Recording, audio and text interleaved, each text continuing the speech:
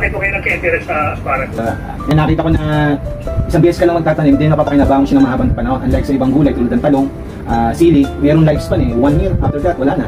Samantalang itong asparagus, after mong maitanim, after 1 year, pwede ka na mag-harvest.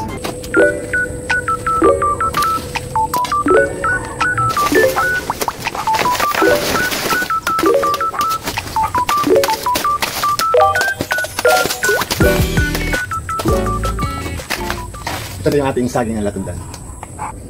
Magandang buhay mga sir at ma'am ko. Welcome to my channel. For today's video ay mag-harvest tayo ng saging na lakatan at saging na latundan.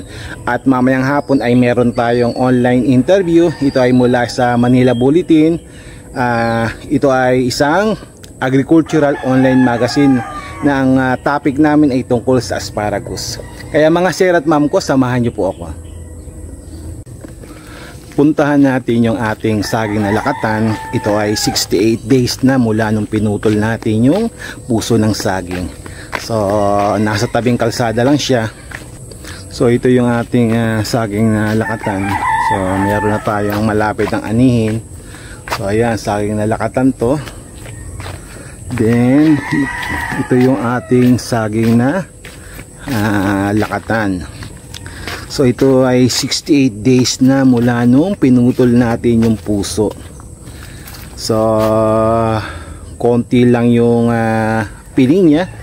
1, 2, 3, 4, 4 na piling lang. So hindi masyadong makalaki yung ating saging na lakatan kasi tabing kalsada lang siya dito sa aming subdivision. And kung papansin nyo, yung lupa ay mabato, matigas, and napalaki naman natin yung ating lakatan. So ito nating lakatan.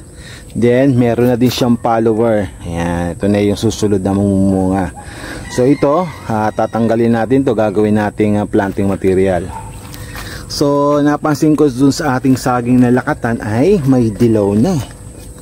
So kung di ako nagkakamali, 68 days na siya mula nung pinutol natin yung puso ng saging. Usually ay 65 to 70 days ay pinuputol na yung ating buwig sa puno. Then pahihinugin na natin siya. So maganda yung ating saging na lakatan kasi medyo malaki. Kasi konti lang yung piling niya. 4 lang na piling yung ating na-produce. Dahil nga yung lupa natin ay mabato. So anihin na natin to.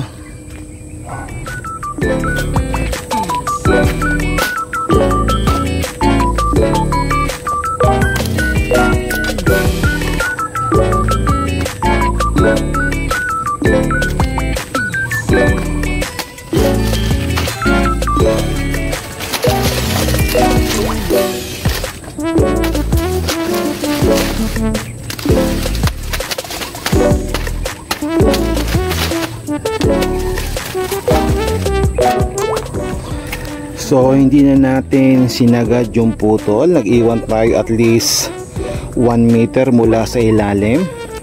So ang purpose niyan ay sa panahon ng tag-init ay mayroong sapat na water supply yung ating follower.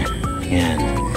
So ito may enough na tubig para supplyan itong ating follower. Ito yung susunod na mamumunga ng ating saging na lakatan. Then ito ay gagawin nating planting material. Ito naman yung ating saging na latundan. 66 days after natin pinutol yung puso ng saging. So ayan, nag-yellowish na siya o yellow green. So usually pinuputol natin sa puno yung ating saging na pinapahinog 65 to 70 days mula nung tanggalin natin yung puso. Kasi pagka more than that, umabot ng 70 plus ay yung saging natin, yung pinakabunga ng saging natin ay nagka-crack. So para maiwasan ang pagka-crack, mas maganda, much better na anihin yung saging 65 hanggang 70 days after nating ikat yung puso ng saging.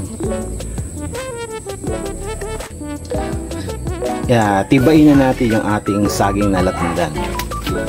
So ganitong kababa lang siya. So tatanggalin natin yung pinakatukod ng ating saging na latundan.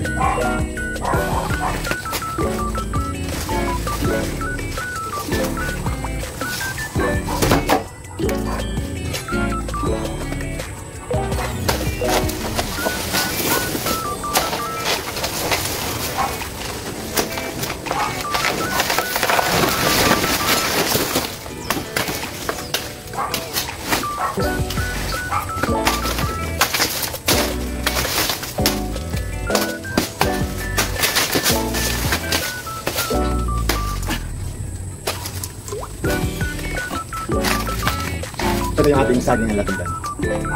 So 8 piling to.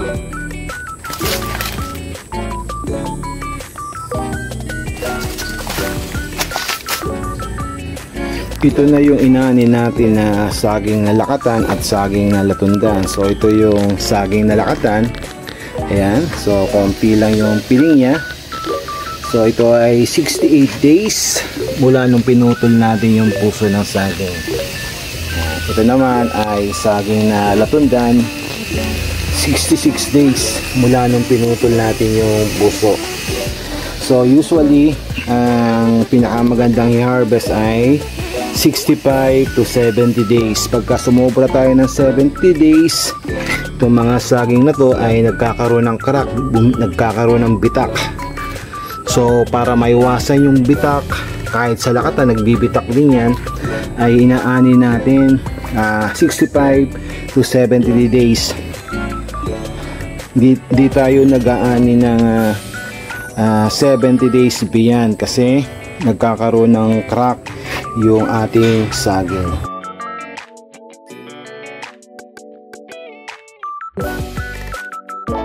Again, ito ay saging na latundan at saging na lakatan.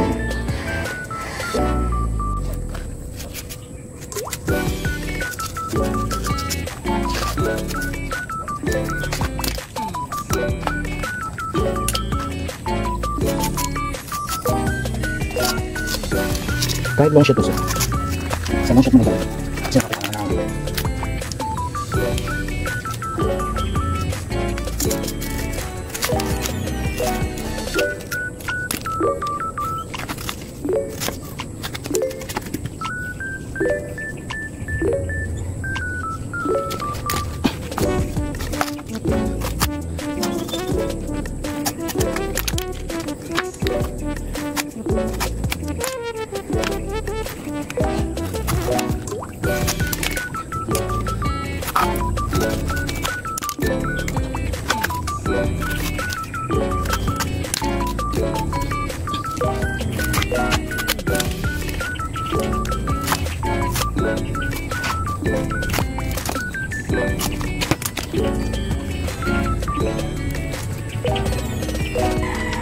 Kiluhin natin yung ating saging na lakatan.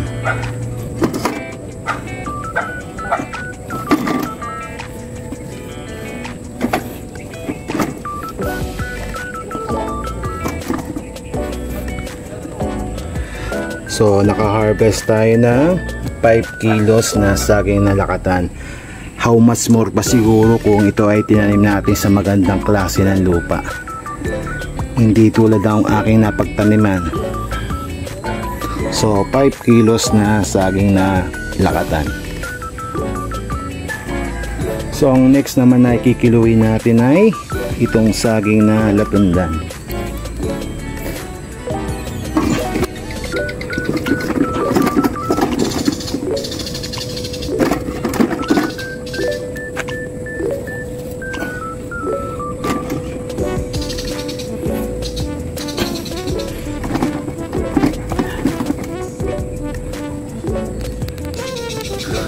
So 8 kilos itong 8 piling na saging na latundan. So kikiluin pa natin yung natirang tatlo.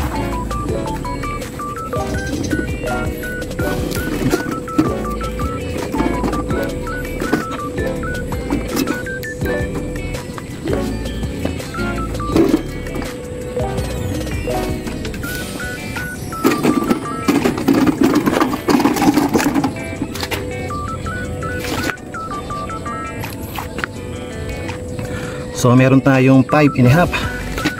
So 8 plus 5.5, meron tayong 13.5 kilos na saging na latundan. Kapos tayo ng 1.5 kilo sa ating estimate.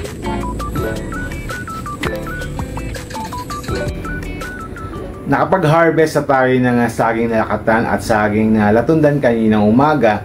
So 10 minutes for 6 PM today ay magkakaroon tayo ng online interview sa isang agricultural magazine under ng Manila Bulletin.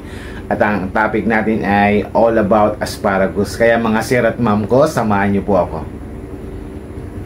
Mag-pandemic. Bago mag-pandemic, nag-ano na kayo? Nag-start pa lang po sir noon. Bakit po kayo nagka-interest sa asparagus? Ano sir, during that time medyo nahilig akong sa gardening kasi nga maraming bakanting lote dito. Then nakita ko na isang beses ka lang magtatanim, then mapapakinabangan mo siya ng mahabang panahon. Unlike sa ibang gulay tulad ng talong, sili, mayroong lifespan 1 year, after that wala na. Samantalang itong asparagus, after mong maitanim, after 1 year pwede ka na mag-harvest hanggang sa mabuhay yung ating asparagus. Bali, after my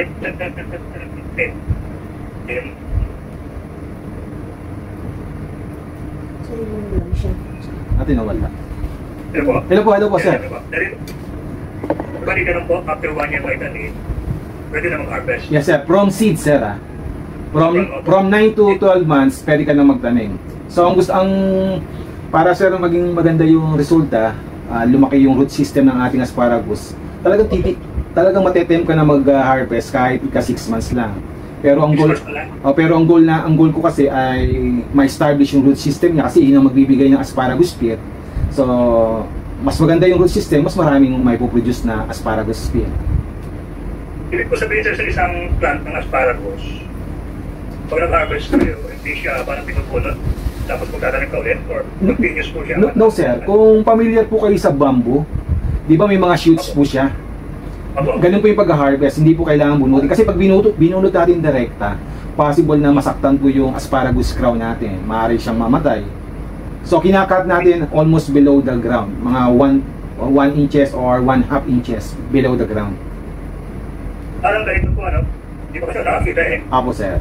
Parang yung main asparagus, may mga tutubo doon parang kawayan. Yes sir, dadami po yan. Sa paligid niya po, sa paligid. Yes sir, as in parang miniature kawayan pero mas tender yung kanyang mga shoots. Tapos gaano po kadami yung tumutubo sa paligid niya? Ano sir, siguro more than 15 shoots. Marami. Mas tumatanda sir yung asparagus spear. Mas dumadami yung mga shoots na lumalabas. Yung pinaka-main na puno, hindi niyo po yun ginagalaw po yung mga tubo lang. Ano sir, wala naman talagang main na puno Kasi as times goes by, namamatay yung pinaka-main branch, tapos meron na naman tutubo ulit. Parang sunod-sunod lang po siya. Ang galing Opo sir. Parang kawayan Parang kawayan po. Opo. Kailangan mo magsalita. So, sa marami kasing nagkaka-interest kung kaalagaan sa Manila, pwede po ba? Tutubo po ba sa Manila? Yes sir, magkatabi lang naman po yung Bulacan sa Manila. Yung common knowledge po ng mga karamihan na sa malamig lang po siya tumutubo. Pero ang totoo, matibay po sa init yung asparagus.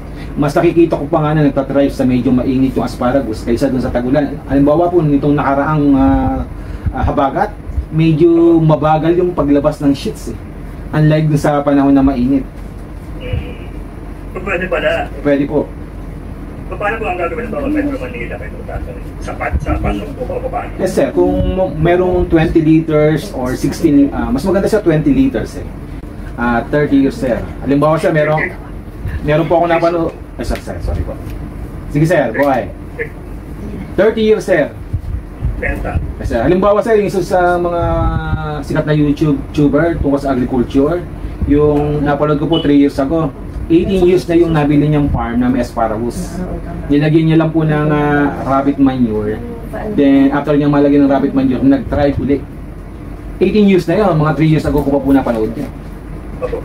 Anong klase po ng lupa? May pinipili po ba? Halimbawa, dito sa Metro Manila.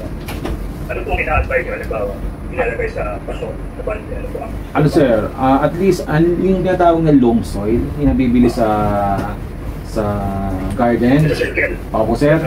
Mas marami sir na organic materials, compost, mas maganda po. Mas buwagag po yung lupa, mas nagtatry po lalo yung asparagus. Kasi po sir, yung asparagus, matakaw po sa nutrients. Kasi ang dami niya po ugat. Dami po. Gaano po? Katangkad yan siya pagka tumutubo. Ano siya, sa ring ng paso. umaabot siya ng 5 to 6 feet. Kaya lang, hindi naman siya diretso eh. Kung nakita niyo sir yung kawayan, naka-bend siya.